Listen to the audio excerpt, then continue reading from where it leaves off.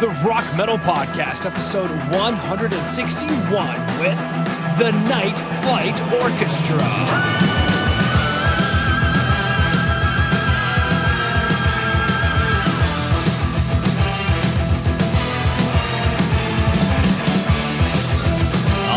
Rock Metal Nation, what is up? This is John from the Rock Metal Podcast. That sample you just heard was This Time by the Night Flight Orchestra, who I've got on the show with me right now. They've got a new album called Sometimes the World Ain't Enough, which released via Nuclear Blast Entertainment on June 29th. And right now I'm being joined by vocalist Bjorn Strid to share some stories about the music and share more info about the band. So Bjorn, welcome to the show. Thank you so much. Thanks for having me. Absolutely. Great to have you on. Let's go and listen back to that track, This Time.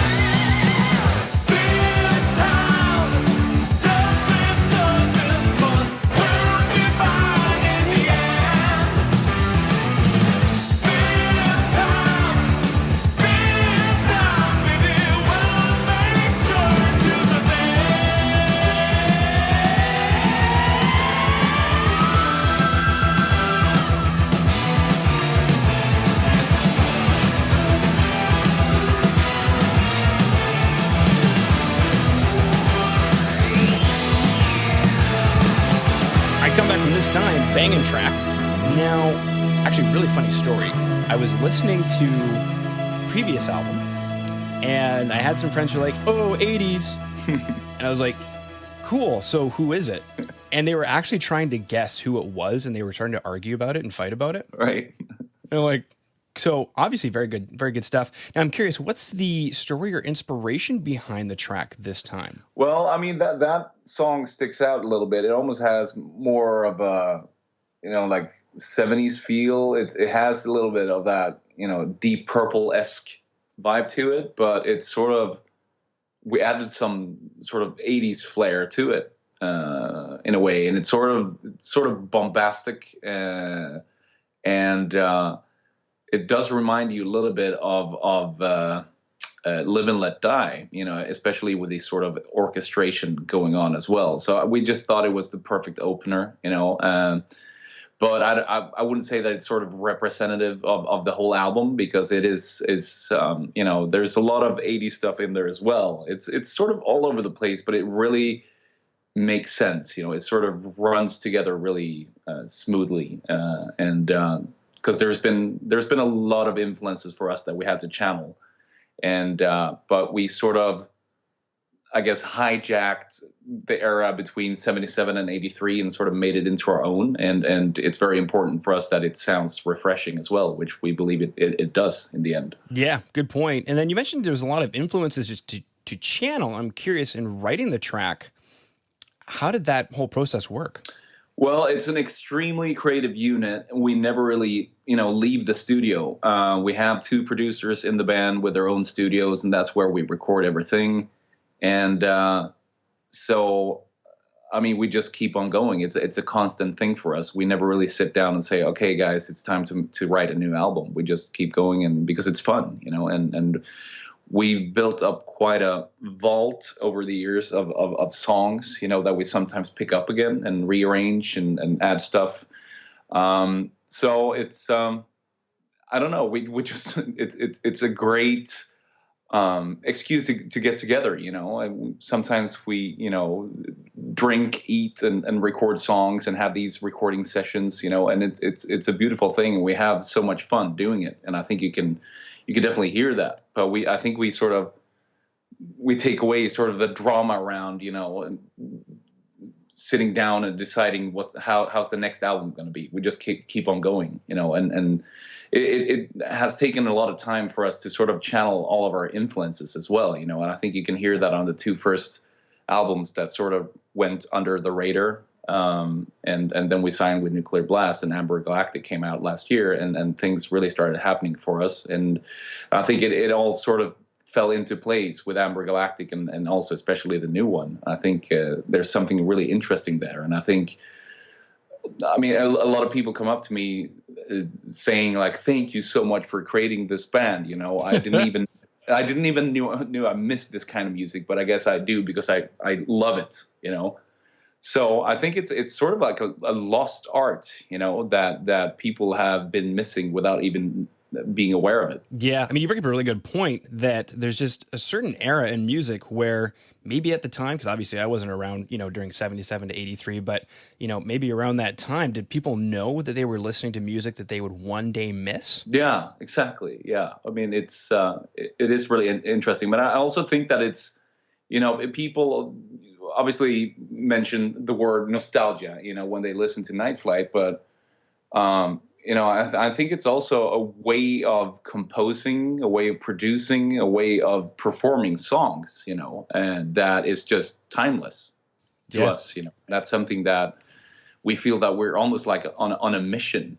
Somebody called us classic rock pariahs, which is sort of interesting in a way. It sort of fits us. Yeah. Now, for Rock Metal Nation who dug the track this time, if you go to today's show notes, that's www.therockmetalpodcast.ca. You can go and see the music video for this time. Now, you mentioned you guys are having a lot of fun, and I think it's really evident in the music video as well, because of the energy that's just brought forth in the music video. Why don't you take us through the production of it? Yeah, I mean, it was so much fun, obviously, to record that video, and then people might think like, is this are you guys serious? And of course we're having a laugh, and I think you might as well have fun if you're going to record a video instead of trying to be really pretentious about it. But then again, there's so much love behind it too. We actually like early 80s videos. I mean, just look at Rick Springfield's video catalog. It's absolutely amazing, you know, and the budgets back then were just insane. And it's just, you know, we love it, but at the same time, we're having a little bit of a laugh, but for the very right reasons, you know. There's so much passion behind it. And recording the video was fantastic. And there's going to be another video coming out for Turn to Miami. I think will come out on Thursday or Friday on the release date. And there's also an animated video out there for Lovers in the Rain, and I'm not sure if you've seen it yet, but it's really amazing, and it definitely captures sort of that 80s melancholy in a really beautiful way. Yeah, we'll be discussing that one next. Let's go and listen to that track, Lovers in the Rain.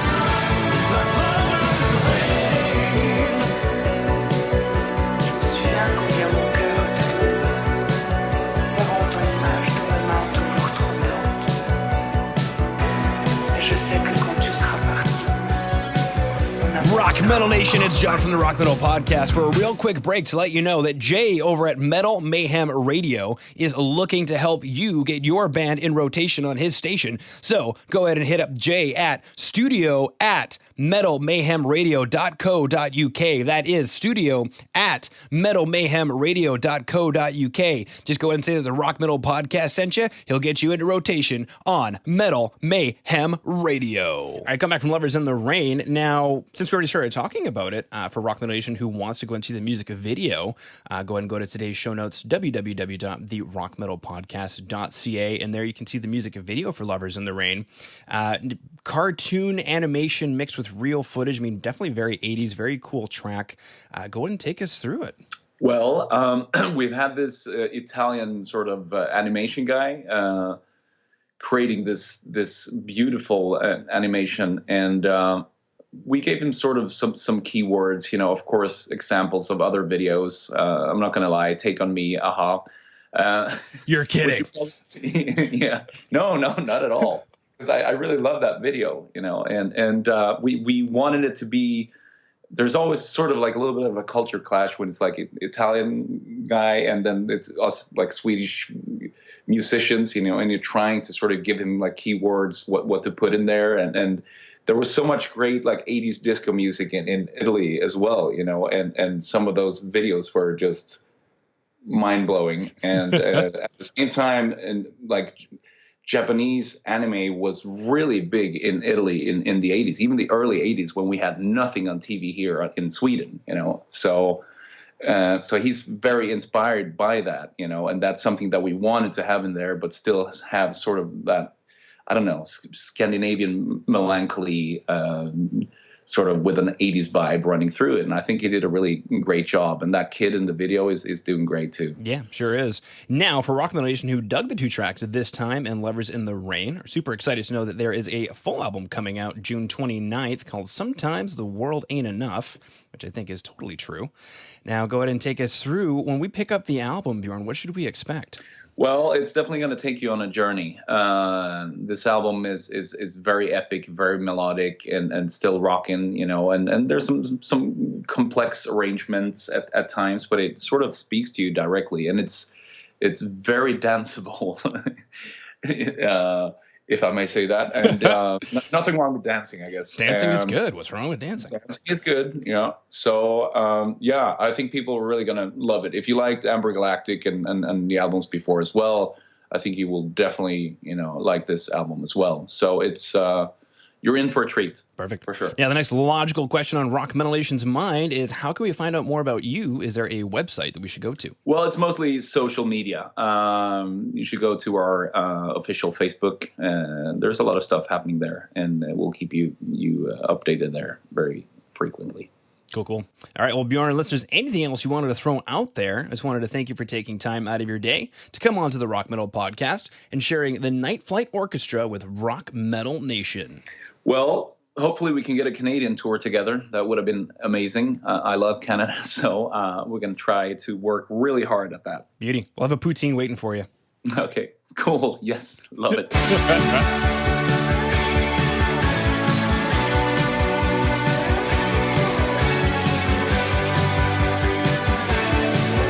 All right, Rock Metal Nation. Hopefully you just found your new favorite band in the Night Flight Orchestra. Big thanks again to them for coming on and sharing their music with us. Make sure to head over to www.therockmetalpodcast.ca to get all the information on the show you just heard today. And until then, rock on, Rock Metal Nation.